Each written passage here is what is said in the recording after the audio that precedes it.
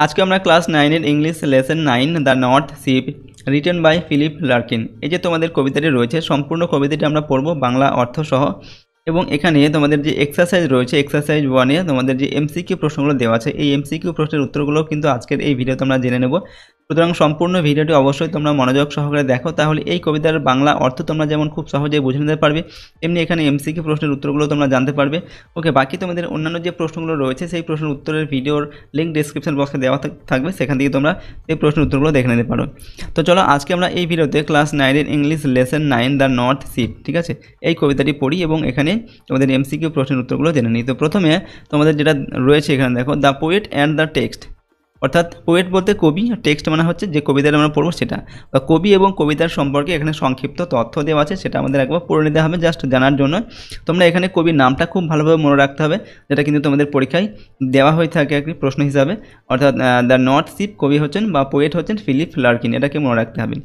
দেখো এখানে কবি সম্পর্কে কী দেওয়া আছে, Philip Arthur Larkin 1922 to 1985 was a renowned English poet and novelist। অর্থাৎ এখানে বলা হচ্ছে ফিলিপ আর্থার লার্কিনের জন্ম হচ্ছে 1922 খ্রিস্টাব্দে এবং তিনি মারা গিয়েছিলেন 1985 খ্রিস্টাব্দে। ওয়াজ মানে কি ছিলেন, আর রিনাউন্ড ইংলিশ পোয়েট, রিনাউন্ড মানে হচ্ছে বিখ্যাত, ইংলিশ পোয়েট মানে হচ্ছে ইংরেজ কবি ছিলেন, অ্যান্ড নোভেলিস্ট, নোভেলিস্ট মানে হচ্ছে ঔপন্যাসিক ছিলেন। অর্থাৎ ফিলিপ আর্থার লার্কিনের জন্ম 1922, মৃত্যু 1985 এবং তিনি ছিলেন একজন বিখ্যাত ইংরেজি কবি এবং ঔপন্যাসিক। His first book of poetry was the north Ship, অর্থাৎ এখানে বলা হচ্ছে his first book of poetry, poetry মানে কবিতা, তার কবিতার প্রথম যে বই সেটা ছিল কি দ্য নর্থ শিপ, সেটার নাম ছিল দ্য নর্থ শিপ।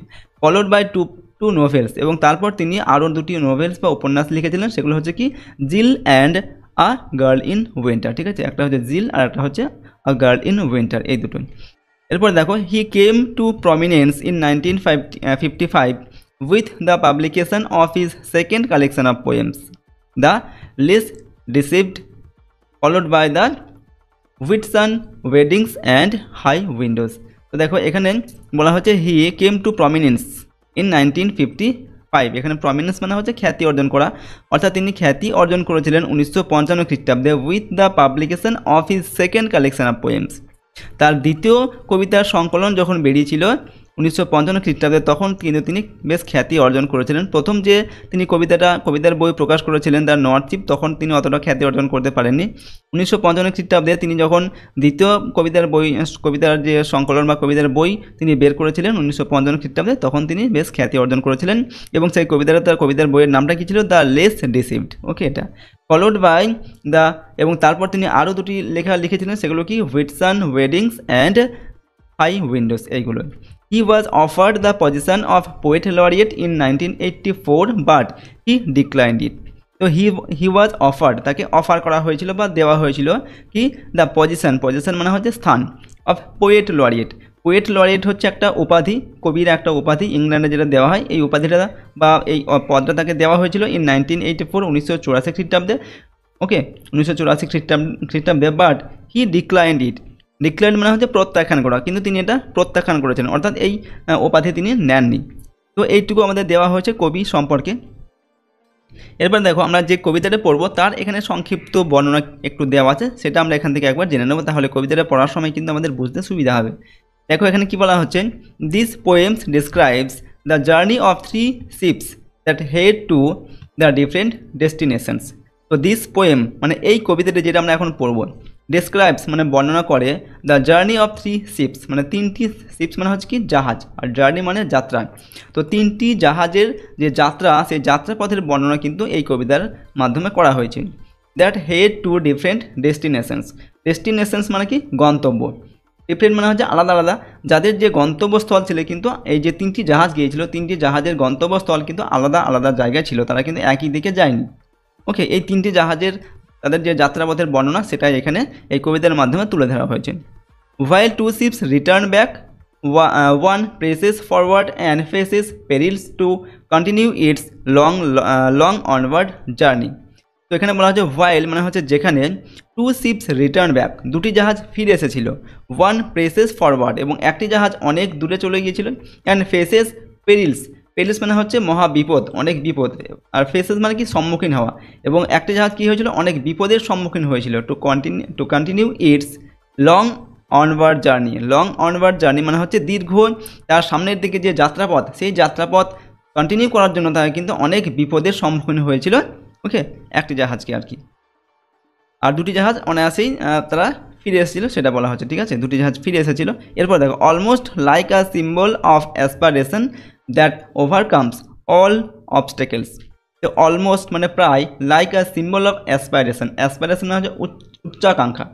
আমাদের কারো উচ্চাকাঙ্ক্ষা থাকে না, যে আমরা কোনো একটা লক্ষ্যে পৌঁছাবোই, সেরকম একটা লক্ষ্য নিয়ে কিন্তু এই জাহাজটা পাড়ি দিয়েছিল, যে জাহাজটা অনেক দূরে গিয়েছিল এবং অনেক বাধা বিপদের সম্মুখীন হওয়া সত্ত্বেও কিন্তু সে তার যে যাত্রাপথ সেটা কিন্তু কন্টিনিউ করে গিয়েছিল।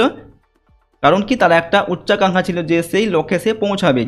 That overcomes all অবস্টেকেলস। অবস্টেকেলস মানে হচ্ছে বাধা বিপত্তি, যেটা সমস্ত বাধা বিপত্তিকে অতিক্রম করে। ওভারকামস মানে অতিক্রম করা, সমস্ত বাধা বিপত্তিকে অতিক্রম করে তার যে অ্যাসপারেশন বা উচ্চাকাঙ্ক্ষা যে লক্ষ্যটা ছিল, সেই লক্ষ্যর দিকে কিন্তু সে এগিয়ে গিয়েছিল এই জাহাজটা।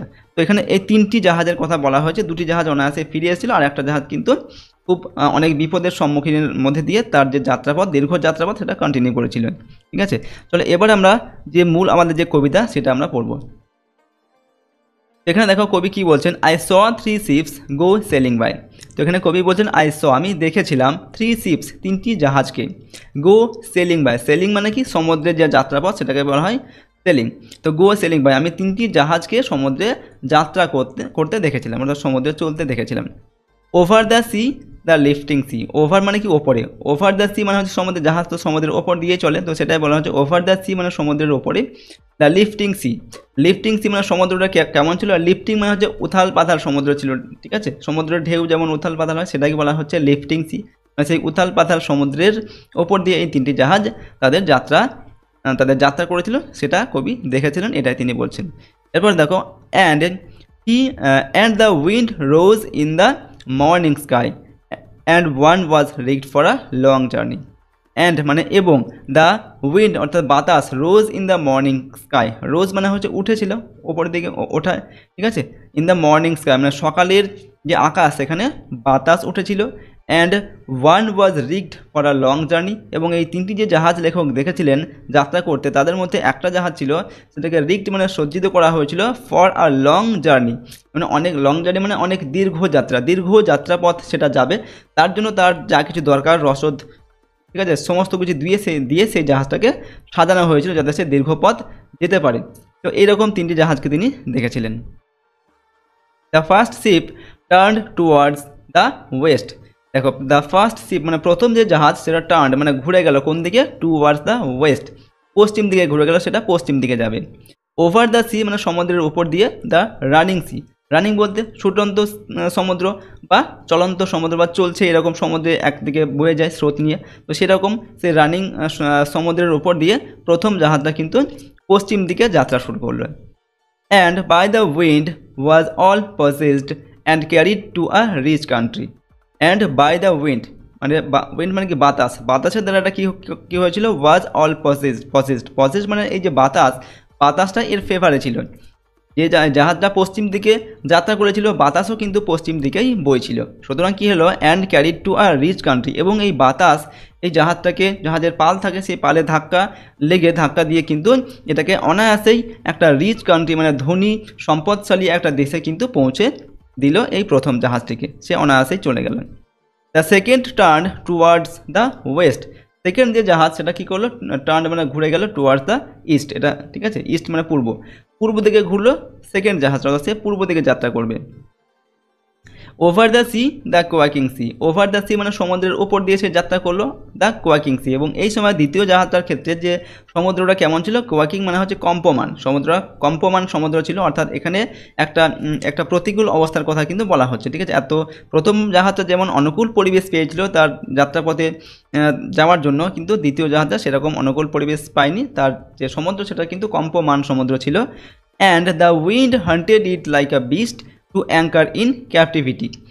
এবং বাতাস কী করেছিল এটাকে, দ্য উইন্ড হান্টেড মানে কি, হান্ট মানে শিকার করা, এটাকে শিকার করে নিয়েছিল কি, ইট বলতে এখানে এই জাহাজটাকে, দ্বিতীয় জাহাজটাকে সে শিকার করে নিয়েছিল, লাইক আ বিস্ট বিস্ট মানে কি?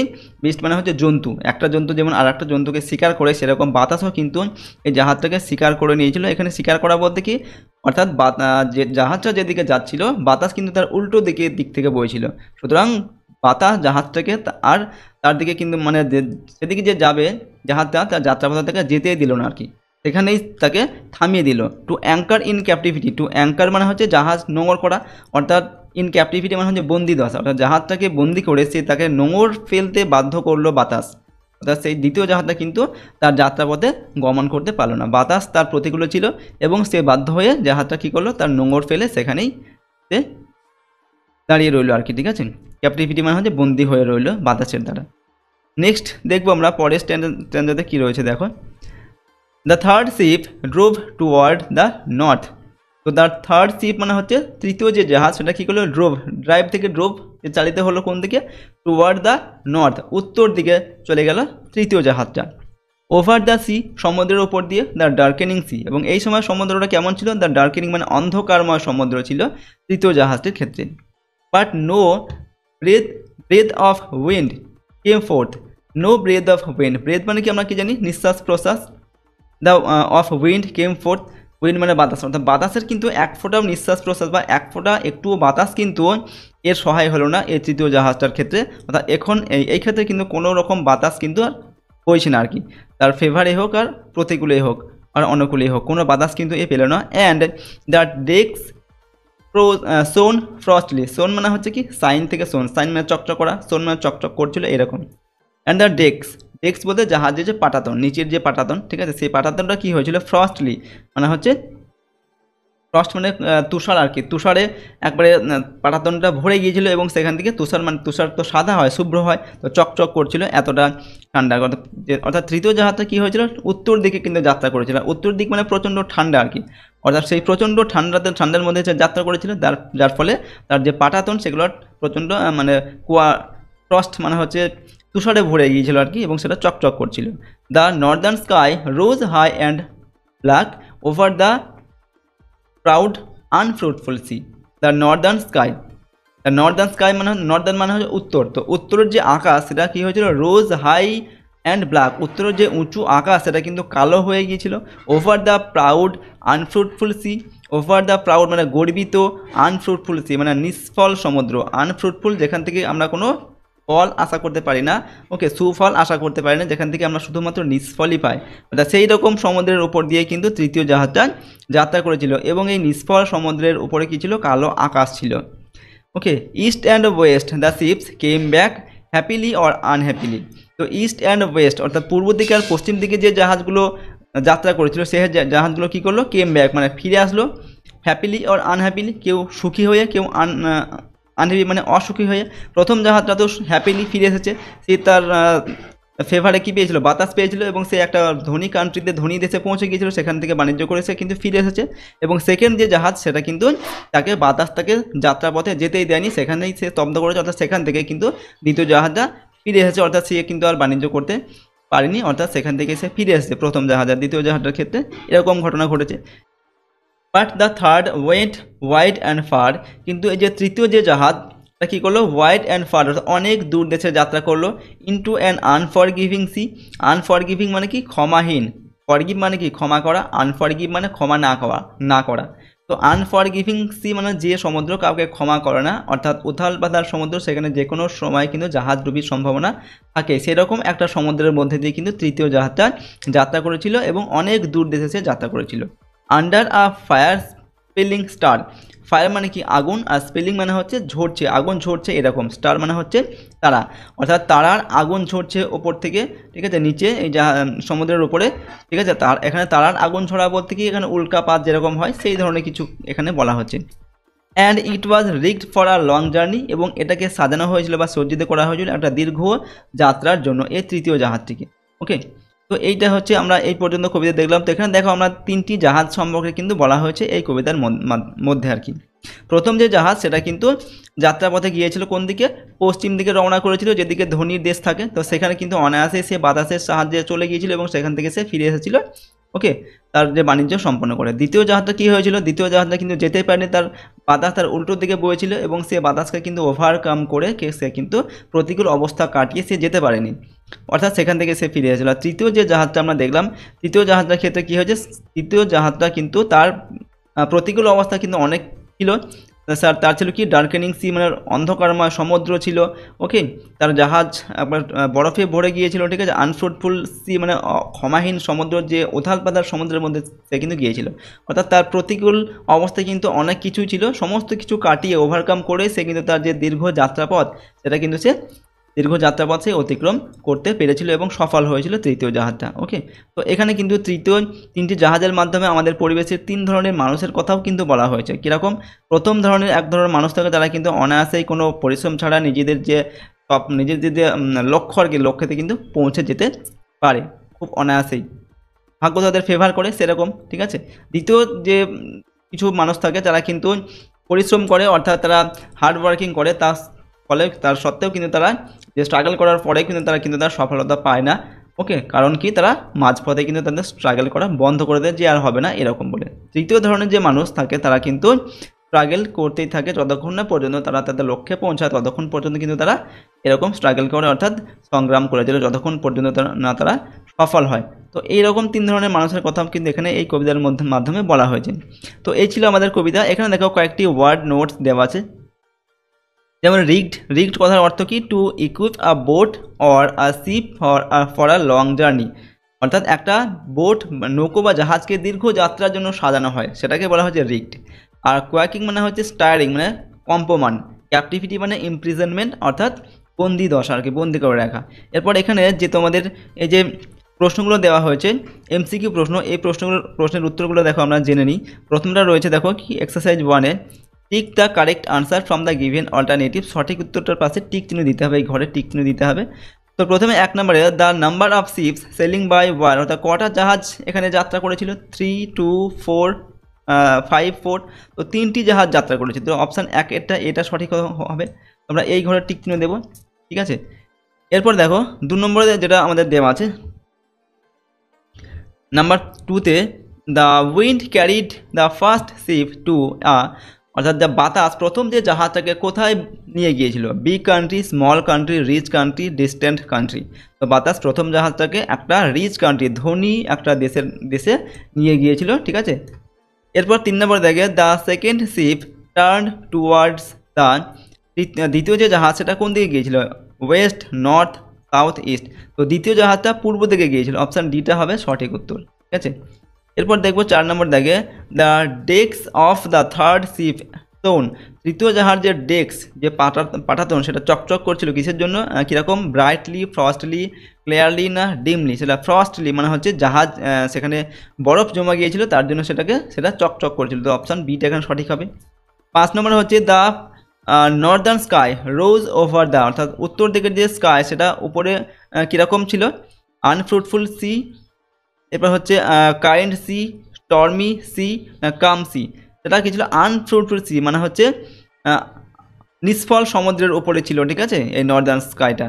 তো নিষ্ফল সমুদ্র, অপশান এটা আমাদের সঠিক উত্তর হবে, ঠিক আছে, আনফ্রুটফুল সি।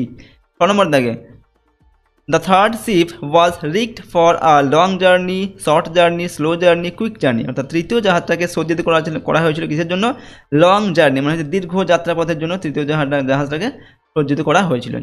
তো এটা আমরা এই যে এমসিকিউ প্রশ্নগুলো কিন্তু আমরা এখানে আলোচনা করলাম, ঠিক আছে। তোমাদের বাকি যে এখানে এক্সারসাইজ প্রশ্নগুলো রয়েছে সেগুলোর যে প্রশ্নোত্তর যে ভিডিও সেটা ডেসক্রিপশন বক্সে দেওয়া থাকবে, সেখান থেকে তোমরা কিন্তু চাইলে দেখে নিতে পারো। ওকে, তো দেখো আজকে আমরা তোমাদের এই ভিডিওতে ক্লাস 9-এর তোমাদের এই যে কবিতাটি রয়েছে লেসন 9-এ the north sheep written by Philip Larkin, এই কবিতাটি কিন্তু আমরা সম্পূর্ণ বাংলা অর্থসহ পড়লাম। ওকে, পরবর্তী ভিডিওতে তোমাদের যে বাকি কবিতাগুলো রয়েছে বা বাকি প্রোজগুলো রয়েছে সমস্ত প্রোজগুলো কিন্তু আমরা এক এক করে আলোচনা করব। ভিডিওগুলোর লিঙ্ক ডেসক্রিপশন বক্সে দেওয়া থাকবে, সেখান থেকে তোমরা দেখে নিতে পারো। ওকে, আর চ্যানেলে যদি নতুন হও অবশ্যই চ্যানেলটিকে সাবস্ক্রাইব করে রাখবে, পরবর্তী ভিডিওগুলি পাওয়ার জন্য বেল আইকনে প্রেস করে অল অপশানটিকে সিলেক্ট করে রাখবে। তো আজকে আমরা এই ভিডিওটিকে এখানেই শেষ করছি। সম্পূর্ণ ভিডিওটি দেখার জন্য অসংখ্য ধন্যবাদ।